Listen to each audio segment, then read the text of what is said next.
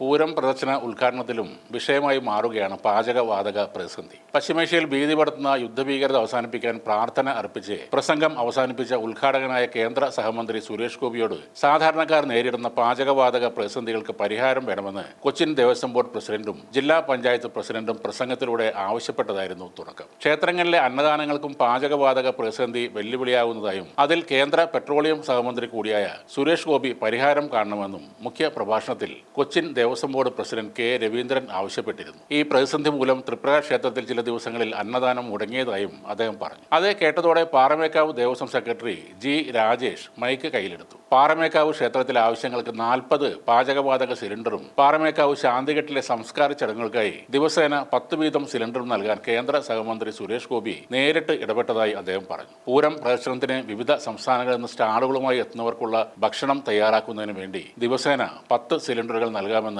സുരേഷ് ഗോപി ഉറപ്പു നൽകിയെന്നും രാജേഷ് പറഞ്ഞു. അതിനുശേഷം സംസാരിച്ച ജില്ലാ പഞ്ചായത്ത് പ്രസിഡന്റ് മേരി തോമസ് ഈ പ്രതിസന്ധി കൂടുതൽ ശക്തമായി ഉയർത്തിക്കാട്ടി. ഫ്ളാറ്റുകളിൽ താമസിക്കുന്നവർക്ക് അടുപ്പുകൂട്ടി ആഹാരം പാചകം ചെയ്യുക എന്നത് സാധ്യമല്ലെന്നും ഇക്കാര്യത്തിൽ കേന്ദ്രമന്ത്രിയുടെ ശ്രദ്ധ ക്ഷണിക്കുന്നു എന്നുമായിരുന്നു ജില്ലാ പഞ്ചായത്ത് പ്രസിഡന്റ് പറഞ്ഞത്. അത് വളരെ ശ്രദ്ധിക്കേണ്ട ഒരു കാര്യം തന്നെയാണ്. പല സ്വകാര്യ കമ്പനി ജീവനക്കാരും കൂട്ടമായി ഫ്ളാറ്റുകളിൽ താമസിക്കുന്നുണ്ട്. വിദ്യാർത്ഥികളും പല ഫ്ളാറ്റുകളിലും ഷെയറിംഗ് ആയി താമസിക്കുന്നുണ്ട്. ഗ്യാസ് ഇല്ലെങ്കിൽ വിറകടുപ്പ് ഉപയോഗിക്കുക എന്നത് അവർക്ക് സാധിക്കുന്ന ഒരു കാര്യമല്ല. അതിന് പിന്നാലെയാണ് സുരേഷ് ഗോപി വീണ്ടും മൈക്ക് കയ്യിലെടുത്തത്. പരിപാവനമായ ഒരു സന്ദർഭത്തെ ഇത്തരത്തിൽ രാഷ്ട്രീയവൽക്കരിക്കുന്നത് ശരിയല്ല എന്നായിരുന്നു അദ്ദേഹം ആദ്യം പറഞ്ഞത്. ഈ പ്രതിസന്ധി വിഷയത്തിൽ നടപടി സ്വീകരിച്ചതിന്റെ ഭാഗമായാണ് ഹോട്ടൽ, കമ്മ്യൂണിറ്റി കിച്ചൺ എന്നിവിടങ്ങളിൽ പാചകവാതകത്തിന് നിയന്ത്രണം ഏർപ്പെടുത്തിയത്. നമ്മളല്ല പശ്ചിമേഷ്യയിൽ യുദ്ധം അഴിച്ചുവിട്ടത്. മുൻവർഷങ്ങളിൽ ഇത്തരത്തിലുള്ള പല പ്രശ്നങ്ങളും ഉണ്ടായിട്ടുണ്ട്. അന്നൊന്നും പ്രധാനമന്ത്രിയെയും ഭരണത്തെയും ആരും കുറ്റം പറഞ്ഞിരുന്നില്ല. സാമ്രാജ്യം എന്ന വാക്കുപയോഗിച്ച് മനോനില കെടുത്താമെന്ന് ഒരു രാഷ്ട്രീയ പ്രത്യയശാസ്ത്രവും വിചാരിക്കേണ്ട. അതിലൂടെ നിങ്ങളുടെ നാശത്തിന് ചിത ഒരുങ്ങുകയാണെന്നും കേന്ദ്ര സഹമന്ത്രി പറഞ്ഞു. താൻ ഇങ്ങനെയൊന്നും സംസാരിക്കുന്ന ആളല്ലെന്നും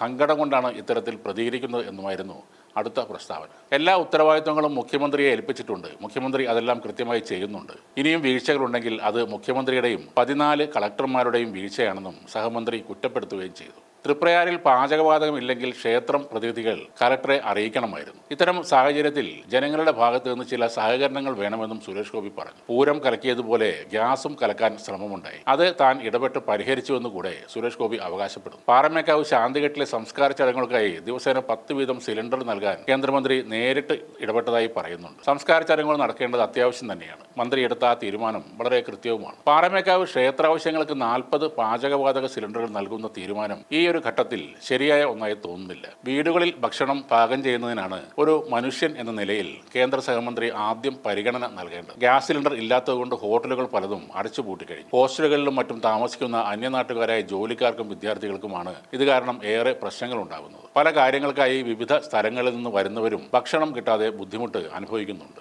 അതൊക്കെയാണ് പെട്രോളിയം ഗ്യാസ് മന്ത്രി എന്ന നിലയ്ക്ക് ആദ്യം പരിഹരിക്കാൻ ശ്രമിക്കേണ്ടത്. എന്ത് പറഞ്ഞാലും ചെയ്താലും അമ്പലവും പള്ളിയും ഭക്തിയും മാത്രം പരിഗണിക്കുന്ന ഈ നിലപാട് ചോദ്യം ചെയ്യപ്പെടേണ്ടത് തന്നെയാണ്. ഭക്തരും അല്ലാത്തവരും ഒരേപോലെ ഗ്യാസ് സിലിണ്ടർ ക്ഷാമം കാരണം പ്രയാസപ്പെടുമ്പോൾ ദൈവിക കാര്യങ്ങൾക്കല്ല പ്രയോറിറ്റി നൽകേണ്ടത്. സാധാരണക്കാരുടെ കാര്യം സംസ്ഥാന സർക്കാർ നോക്കണമെന്നും അമ്പലക്കാര്യം താൻ ഏറ്റെടുത്തു എന്നും പറയുന്നത് ഒരു മന്ത്രിക്കും ഭൂഷണവുമല്ല.